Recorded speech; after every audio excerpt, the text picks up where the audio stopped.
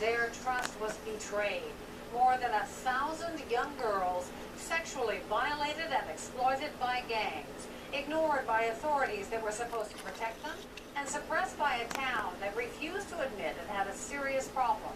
But the innocence lost in Rotherham isn't just a story of broken trust. It's about a systemic failure that still hasn't brought justice to victims. And you're about to hear that from one of the victims, who we're calling Emma.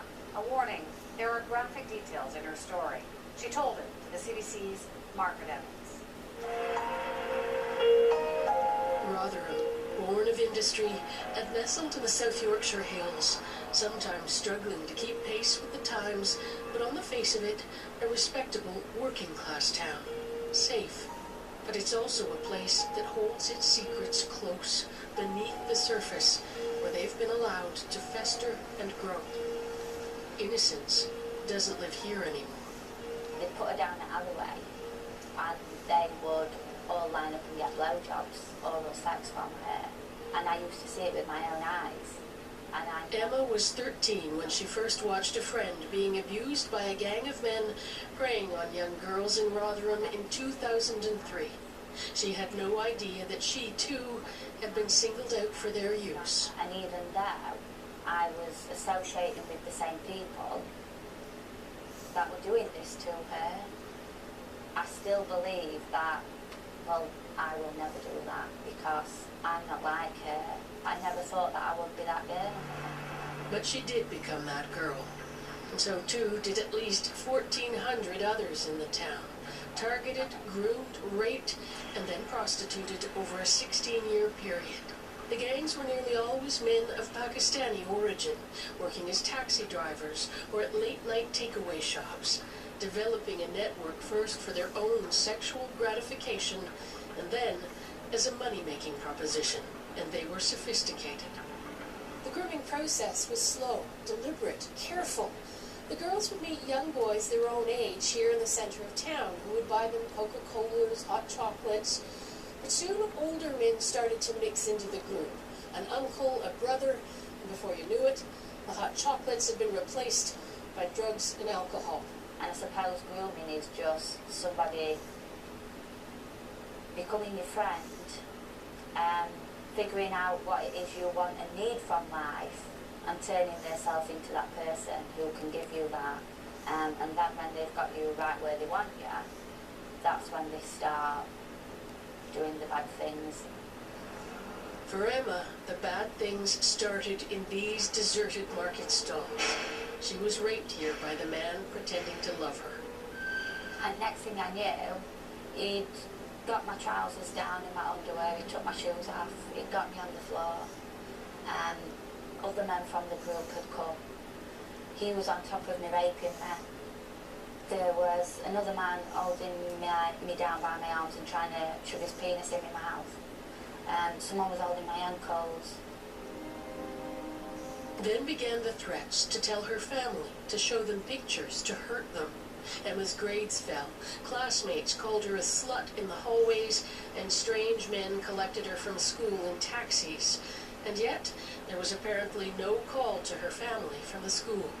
It was the first of what would be many failures in the system. I'd have to have sex with whoever wanted to have sex with me. And I stopped. I think a part of me just stopped fighting. You know, I got to a point where it was easier. I learned that it was easier to not fight and just do what they wanted, because that way I would come out less harmed. Rotherham is littered with damaged souls, and as shocking as Emma's story is, even more shocking is the indifference with which it and others like it were met by the South Yorkshire Police and the Town Council. They were called in by Emma's family after she finally told them what was happening nearly a year after the abuse had begun. Evidence Emma had hidden, soiled clothing she was afraid her family would see in the laundry hamper, was turned over to the police, but promptly misplaced. The police department sent her a check for lost property. I think that they didn't really believe her, right? And that's not just happened to my daughter, that's happened to a lot. that they were probably silly little slappers, in effect, right? Even though they're only 11, 12 or 13 or 14 or 15, but they're still children. Like the abuse itself, the indifference to it was also a pattern in Rotherham, until 2012, when a single newspaper reporter revealed the scale of the child grooming rings at work, fed all these years by impunity. It unleashed a firestorm of public outcry, of hearings and inquiries, police officials and the town council clinging on to power until earlier this year. Wholly dysfunctional and not fit for purpose. That's how the Rotherham Council was described by not one, but two damning reports outlining a culture of bullying, sexism, and silencing whistleblowers. Dr. Angie Heal was one of the first in Rotherham to sound the alarm in 2003. Working for the South Yorkshire Police on drug syndicates, she found a clear link with child prostitution rings, alerting the police and the council.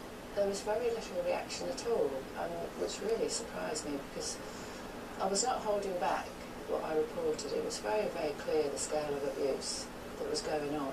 She continued to send in reports for 3 years, all ignored, before she was encouraged to change jobs. Amongst the local politicians there was, shall we say, denial that this could possibly happen in their town of Rotherham. Alexis Jay, a former chief social work inspector, was hired by the council to conduct an independent report into allegations of misconduct and negligence. She says a decade's worth of pain could have been avoided had the whistleblowers been listened to and the children not treated with such utter contempt. I don't know what the couple, how you describe having such appalling attitudes to young girls, to being so judgmental as to think that this was consensual when they were being raped as young as 11 or 12, multiply week on week.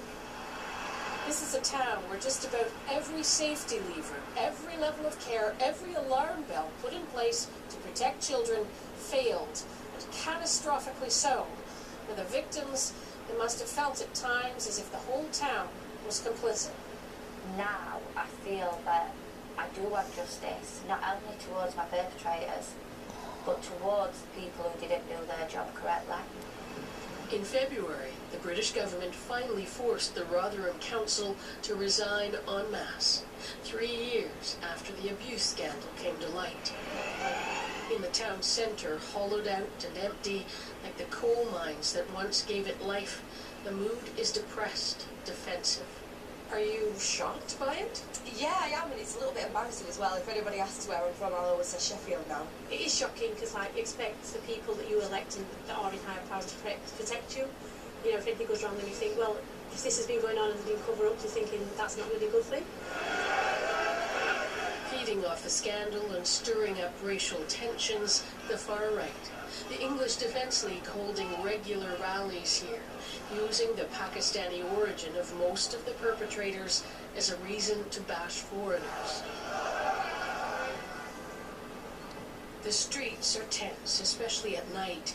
As is, they need to deal with this problem now. These young men of Asian heritage say some in the white community are treating them like groomers just because of the color of their skin.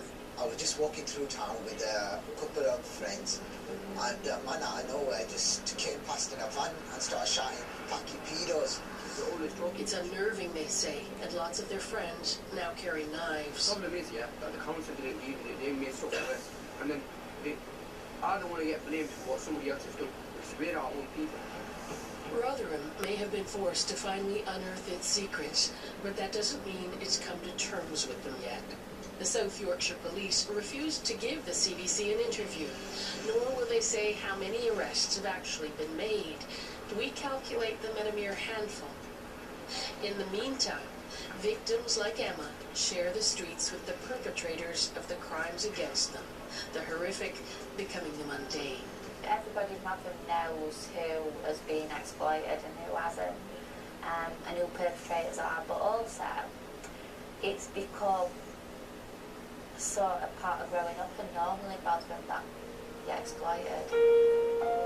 There are dozens dozens of other investigations into child sex abuse scandals currently ongoing in the United Kingdom. And many in Rotherham shrug their shoulders and say, see, it happens everywhere. Maybe so, say critics, but that doesn't negate the need to deal with the problem in Rotherham. And until that happens, the potential for a further betrayal of innocence remains. Margaret Evans, CBC News, Rotherham. What happened in Rotherham prompted action from the British Prime Minister earlier this month. We need to say loudly and clearly, abuse of children under the age of 16 is wrong. Cameron's proposals include recognizing child sexual abuse as a national threat, just like organized crime, and that any senior public officials that fail to protect children from abuse would face jail time. Right after the break, an Ontario school tries a new way of learning. Stay with us.